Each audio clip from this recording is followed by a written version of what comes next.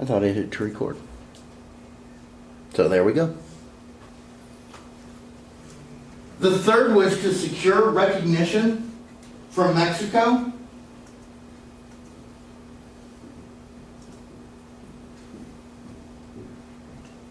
And make sure that we received, they would empty our country of their troops.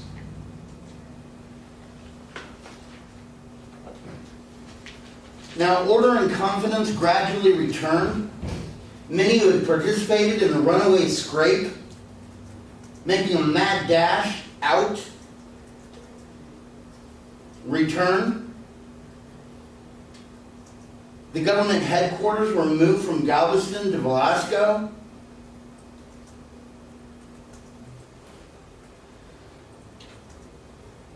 And on July 23rd, President Burnett called for a general election to be held on the first Monday in September to establish a constitutional government. Well, what are we going to do about Santa Anna? Because we've got him as prisoner.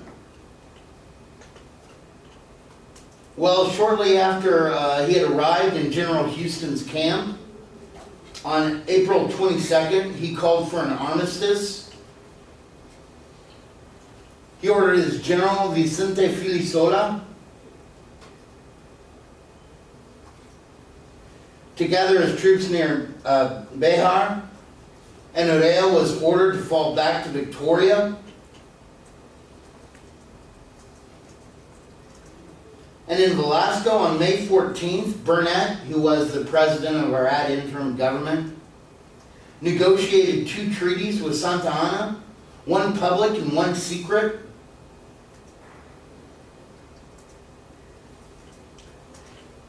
The public treaty basically ended hostilities.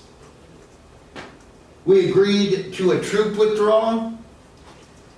Now, in the troop withdrawal is a curious fact, because the southernmost border of Texas had always been the Nueces River, which is where Corpus Christi is. I mean, under Spain, under Mexico, the southernmost boundary of Texas had always been the Nueces. But Mexico promised to cross the river and re-garrison its troops.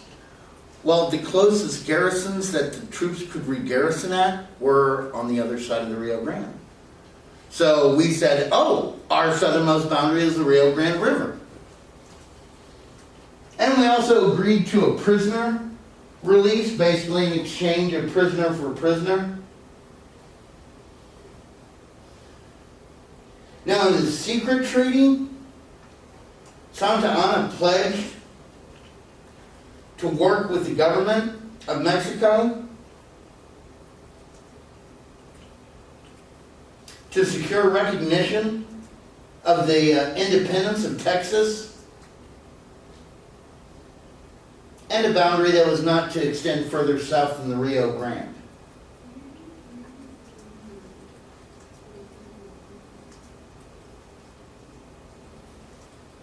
And on June 4th, basically he and another guy board the Invincible, one of our naval ships, and they're getting ready, he and Juanamonte, and basically the Texas troops refused to let him go. And so basically they have to get him off the boat as quick as they can, and the only way we can get him back to Mexico is Houston has to arrange for Santa Anna to be taken to Washington, D.C., and then Andrew Jackson has him shipped back down to Veracruz.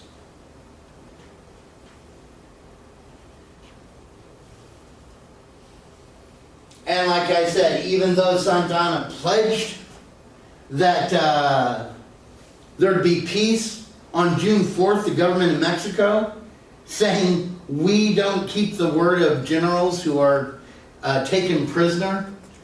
They annul the treaty between Texas and Mexico.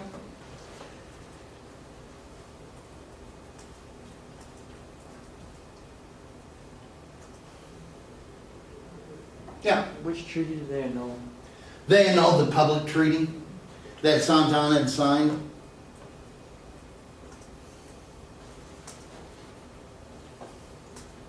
I mean, that would be like if you had a gun held to a lady's head and said, "Give me $400." And the lady gave you $400, and then the cops arrest you. You couldn't say, "Well, she gave me $400. She said I could have it." Because once again, remember, Santa Ana is our prisoner. Mexico's like, "No, I don't think so." Now, what kind of aid was there for the Texas Revolution? Well, remember Austin, William Worden, and Branch T. Arthur had gone to the United States to seek aid. He was able to secure a loan for $100,000. Indeed, because the only way he would get the money is if Texas declared independence as opposed to separate Mexican statehood. That's one of the reasons why we went for independence. Now, many people, however, much more, advanced supplies to the Texas government merely on faith. And you had troops that served with little other compensation than the promise of land bounties that would come. You had loyalists who pledged land, slaves, and other property for the cause. Jane McManus offered to borrow money with her land as security and donate it to the government. Other women did stuff like making cartridges, clothing, might donate livestock.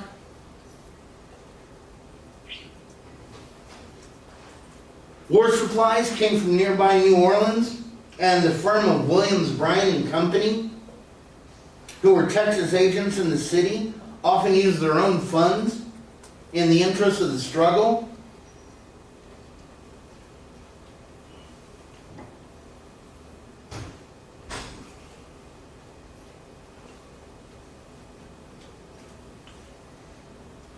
We also had groups of men that came from New Orleans to Cincinnati.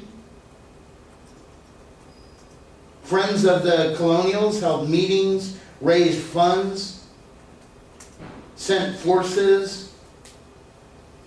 Like there were 2 companies of New Orleans Grays that came over here, the Mobile Grays, the Alabama Red Rovers,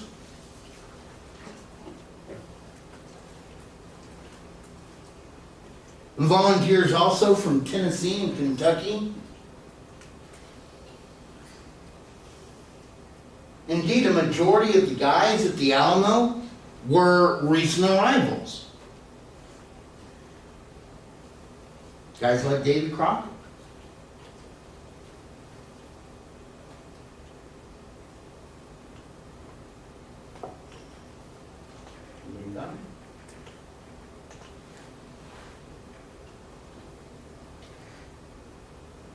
Thomas Jefferson Chambers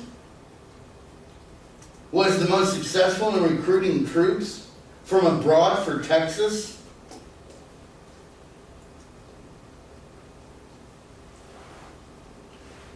By December of 1836, he had sent 1,915 well-equipped volunteers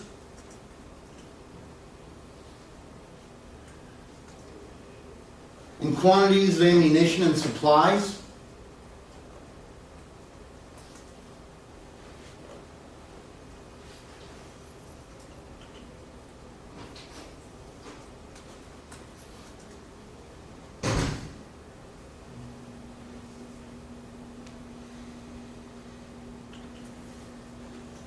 Others that assisted with our revolution, you had like Lorenzo de Zavala,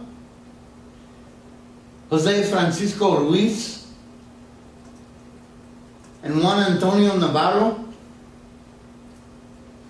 whose signatures are on the Texas Declaration of Independence.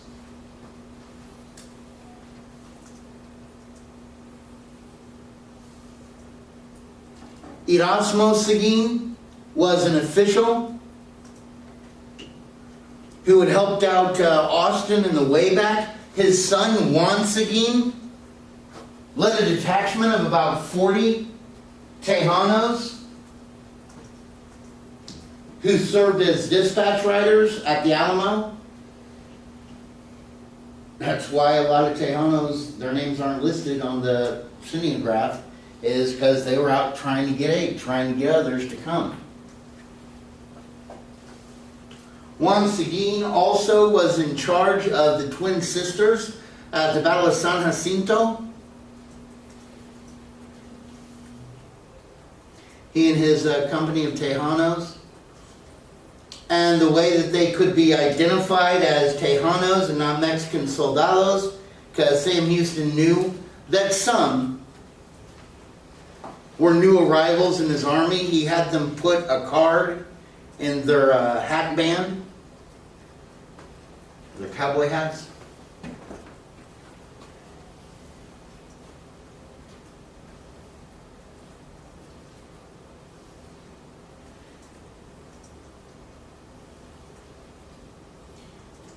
You also had black Texans like Greenberry Logan, who fought at the Battle of San Jacinto.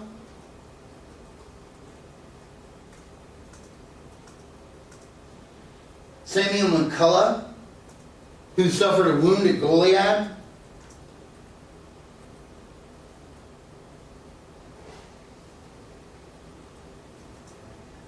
Hendrick Arnold, who saw action at both San Antonio as well as San Jacinto.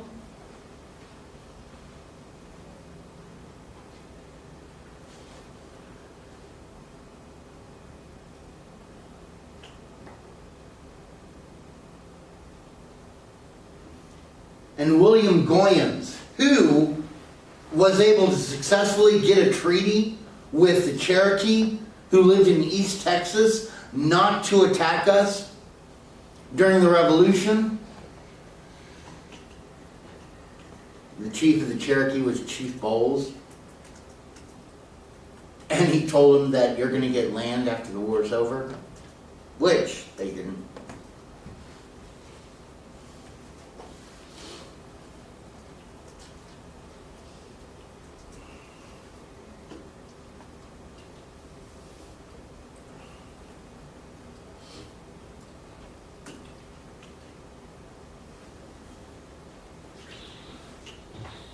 Everybody got it? The Texas Navy.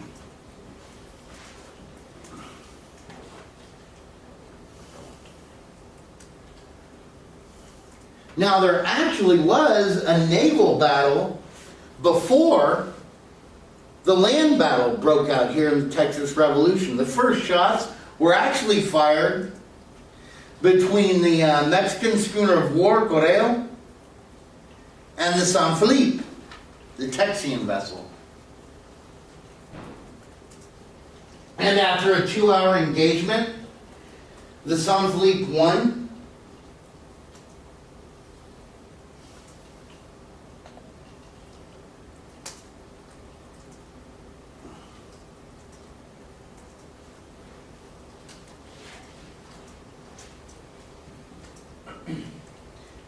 Then you had the boat, the William Robbins, that took on the Mexican man of war Bravo and won.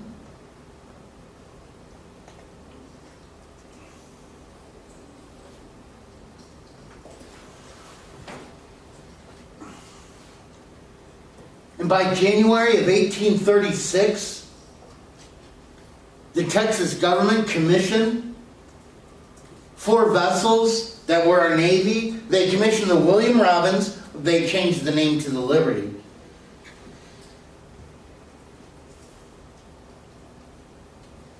The schooner Independence and Invincible.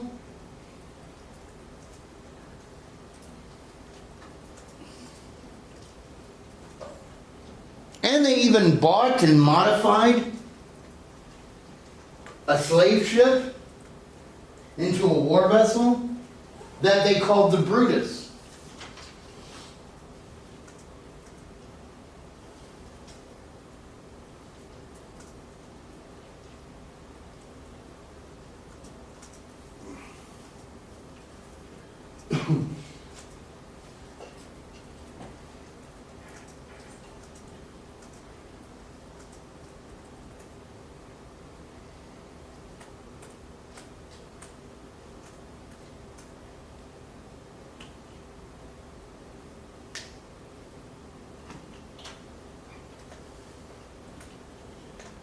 So what happened to these guys? Well, basically the Brutus was lost in a storm in October of 1837.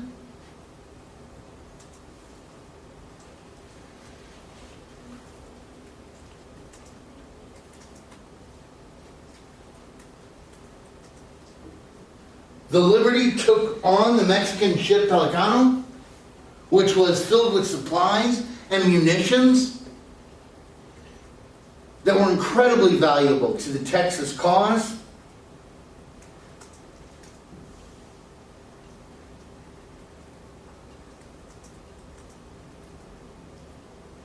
The Invincible ran aground.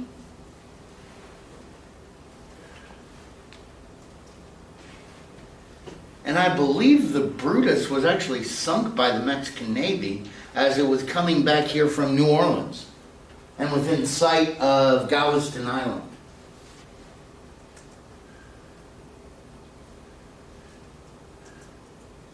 Now, after the war, basically a lot of the Texas Navy focused on protecting Galveston,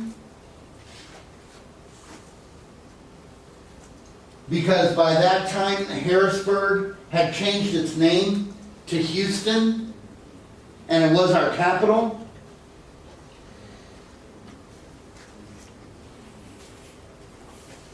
And because it was focused up there in the south, there was a Texas general by the name of Thomas J. Rusk who was leading 30 men.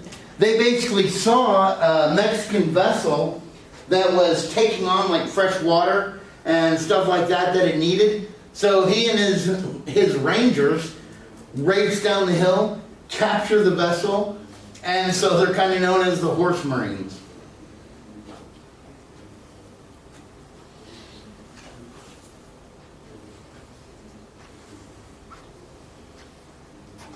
Everybody got it? Okay, your quiz on that is going to be on Saturday. I'll put up the quiz review on Saturday, and it'll be next Monday. And we'll also have a review for our final, hopefully, on that day. And your final itself will be on Wednesday. Okay?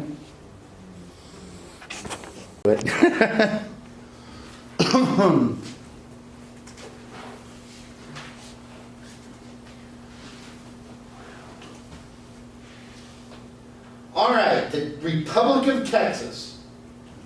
For almost 10 years, Texas existed as an independent republic. They were exciting and challenging times, often troubled with conflict and controversy, but also filled with progress and accomplishments. In politics, the nation tended to align itself into factions that were either pro or anti-Houston. A division that was in part a matter of politics and a part of personality. But Texans managed to achieve a degree of success in foreign affairs, although acceptance by other nations came slowly, and in some instances not at all for others. Relations with Mexico were not good in the beginning, and improved little, if at all, over time. And the whole time, the Texans are firmly believing we're going to be annexed to the United States.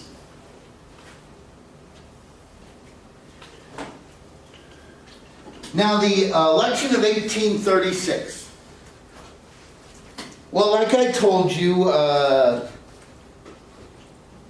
Burnett set up that there would be elections the first Monday of September to elect a constitutional government. Basically, in this election, they were going to ratify the Constitution, they were going to elect officials, and they were going to talk about, hey, let's get us annexed to the United States. Which a lot of people thought was a sure deal. Why? Because Texas was a great amount of land. Sam Houston and Andrew Jackson. Andrew Jackson was the president, and Sam Houston had served under him in the War of 1812. And that's where their friendship began. They were both from Tennessee. They were both were political men.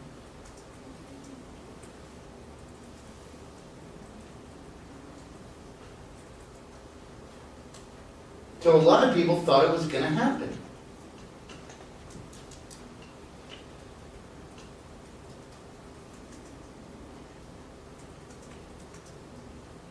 Ready to go to the next slide? Well, who's going to be president? Well, we didn't have any political parties or organizations. Henry Smith, who had been the ad interim president before David Burnett, thought, well, I'm going to be president, of course. He was the first guy that cast his name out there. Then you had some people that wanted Stephen F. Austin. You had David G. Burnett. All these guys were kind of fighting for it. But then 11 days before the election is to take place, Sam Houston, who everybody knew, said, oh, by the way, I'm going to run for president.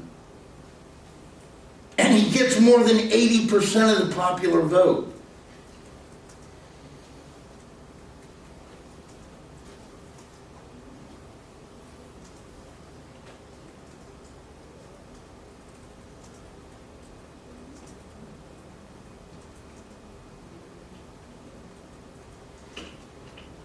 Maribel B. Lamar was his vice president.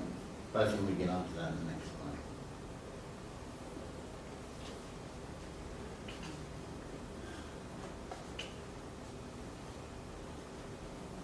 Are we ready?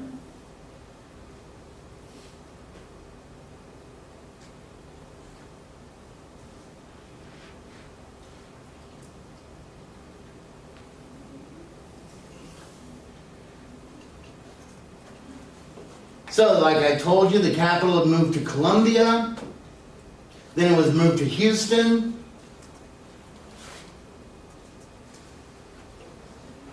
Sam Houston's vice president was Maribel B. Lamar.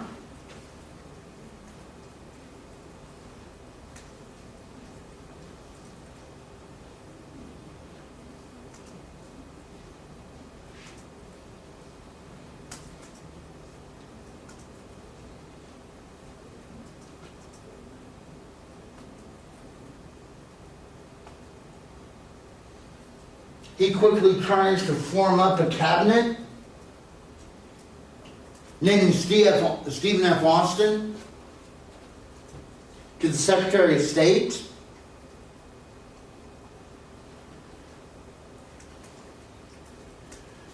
Henry Smith, his former political adversary, was made the Secretary of the Treasury.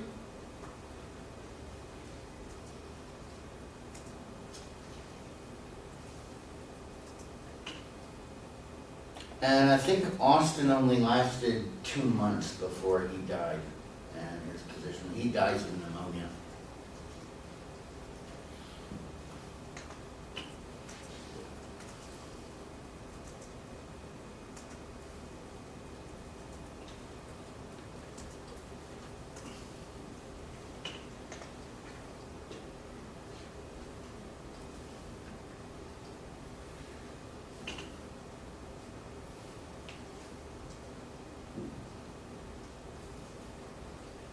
Now, meanwhile, beyond just the president, we also had the first Congress meeting.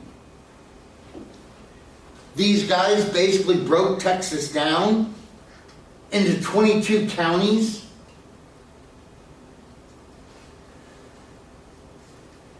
These counties roughly reflected the municipalities that Spain had created.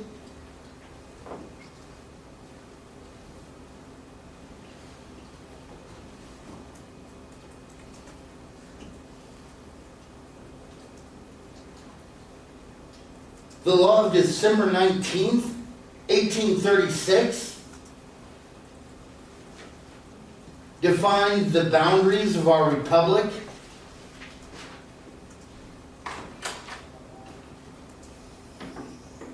With our southernmost boundary at the center of the Rio Grande, from its mouth to its source,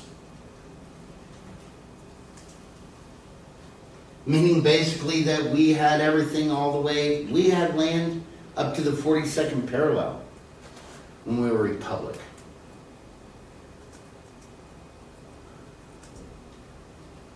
Are things under the law, December 19th, 1836, what was done by that law, or are they separate things? Basically, that set the boundaries of the Republic of Texas. It followed the Adams-Onis Agreement that America had worked out in dividing what was Spain and what was America after the Louisiana Purchase. Except we claimed the Rio Grande River as our southernmost boundary. From its mouth, which is at Brownsville, to its source, which is way up in Colorado.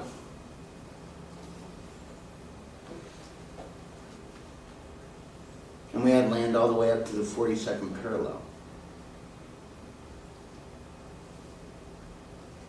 Do y'all know why we don't have that land anymore? We're dead. Huh? We're dead. Yeah, we were so broke. The next guy I'm going to talk about, Lamar, he did a great job of pushing us into such debt that basically we had to sell off that land. Because footings were still uncertain with Mexico, they created an army with 3,587 men and 280 mounted rangers.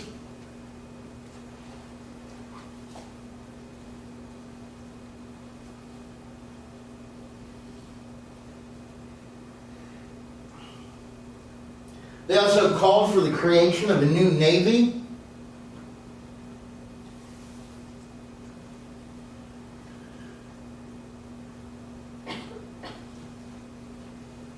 Nothing funner than billion-dollar dreams on a penny budget.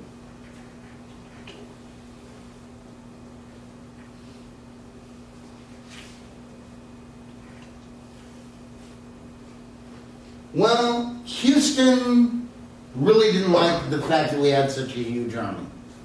And he knew that we couldn't afford it, and he didn't trust the guy who was in charge of the army.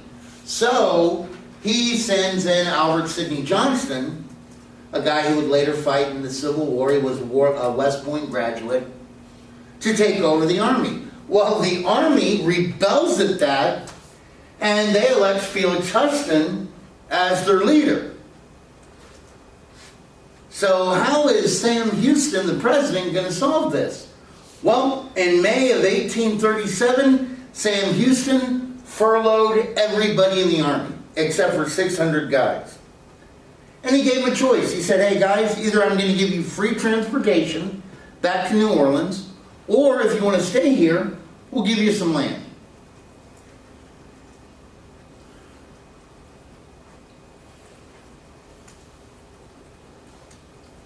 And he let the men decide.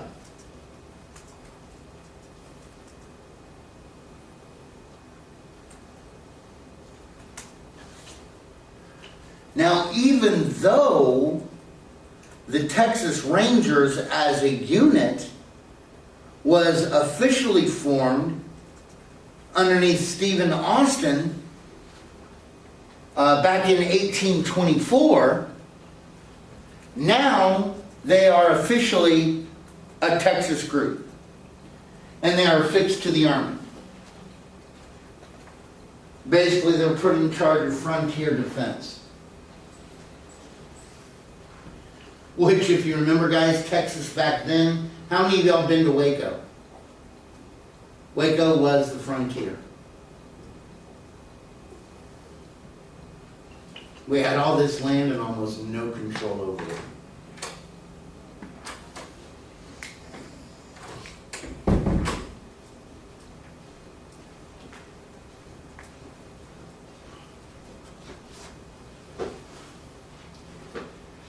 Now, we did have Native American difficulties. Like the Comanche and Kiowas were constantly harassing the frontier.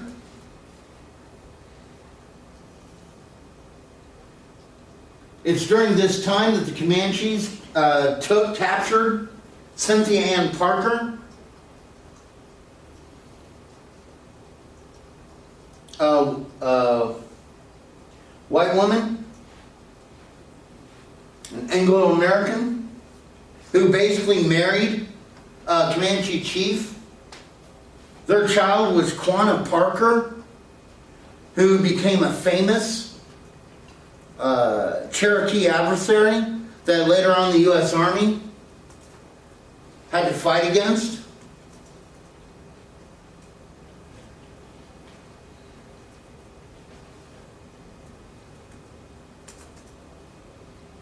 Meanwhile, out east, you have the Cherokee. And, oh, by the way, Sam Houston was also part Cherokee. He'd been adopted into the Cherokee.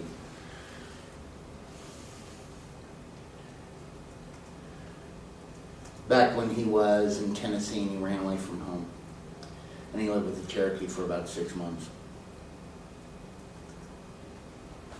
And it was the Cherokee that gave Sam Houston the nickname the Raven.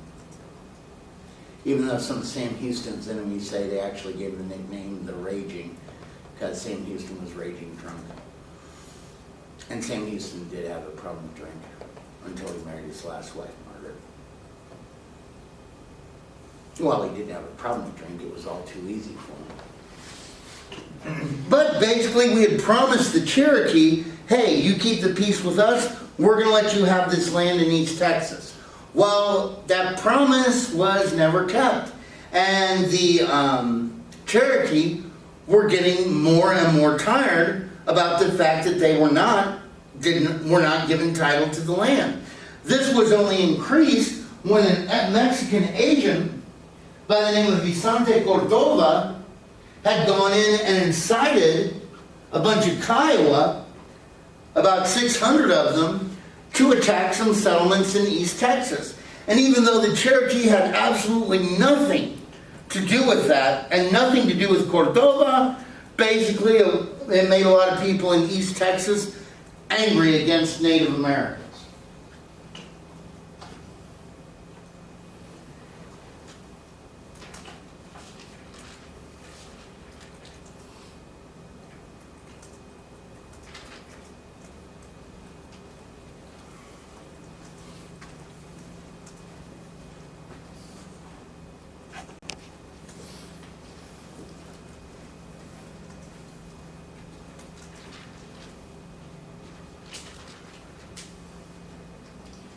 Meanwhile, Houston has to realize that the Republic of Texas is sinking in debt.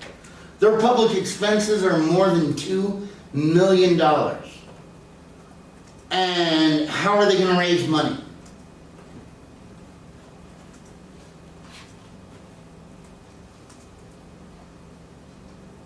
You know, a tariff produced the most revenue, and port fees.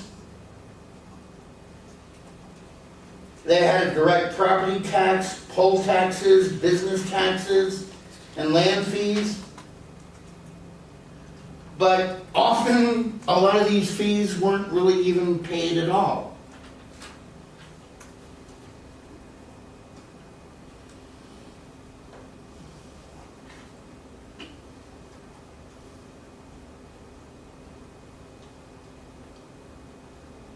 So they tried to make their own money, issuing more than 650,000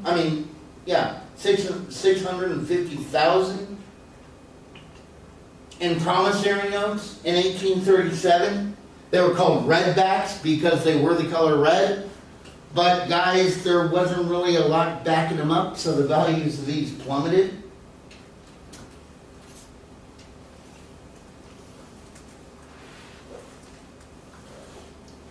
Now, the young republic and foreign affairs.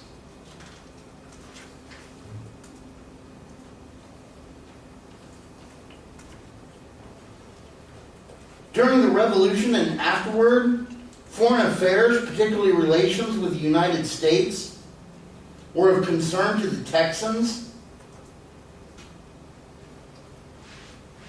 The Texas government sought aid, even possibly intervention itself.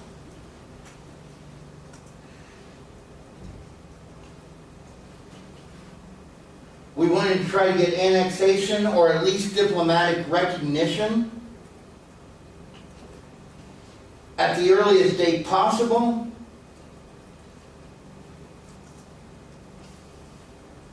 But the U.S. had its reservations about extending diplomatic recognition to the United States. First off, guys, we had done the incredible. We defeated a much larger nation. And we were just a little scrappy group of people. And in the U.S., there was some doubt that Texas would be able to maintain its independence. Also, due to some treaties that the United States had signed with Mexico, they were afraid of offending them.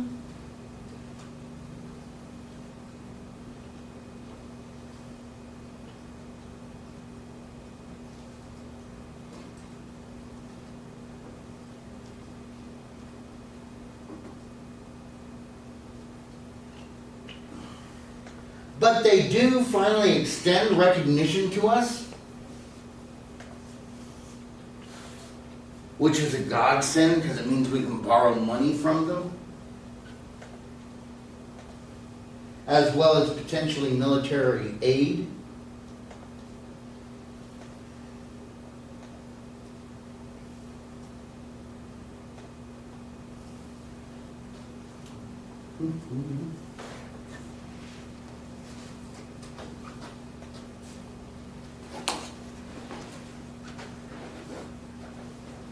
Is that y'all or y'all the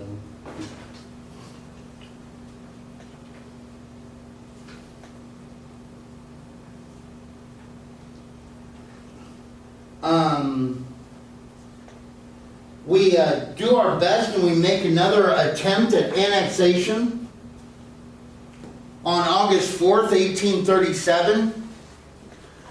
But some things in the U.S. prevent this from happening, like their treaty with Mexico that I told you about, that would be in danger. Also, there was a large anti-slavery sentiment in the North that did not want the addition of another slave state for fear that it would throw off the balance of power.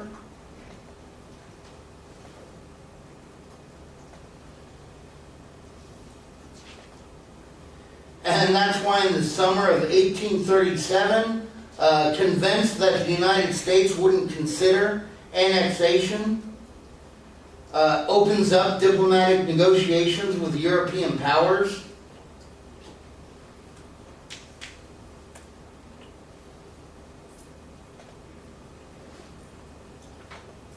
Like he sends J. Pickney Henderson to England and France to secure recognition and negotiate commercial treaties.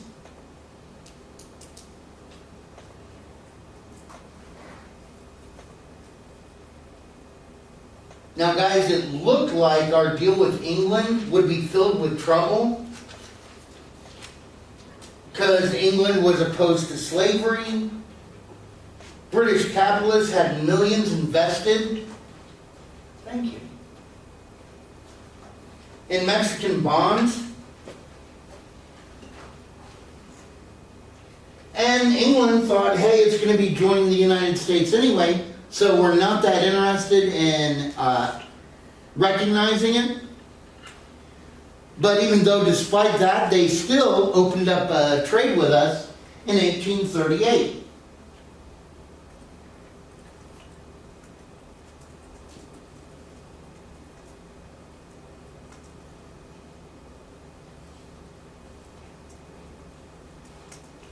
Oh, we can save Lamar for next time.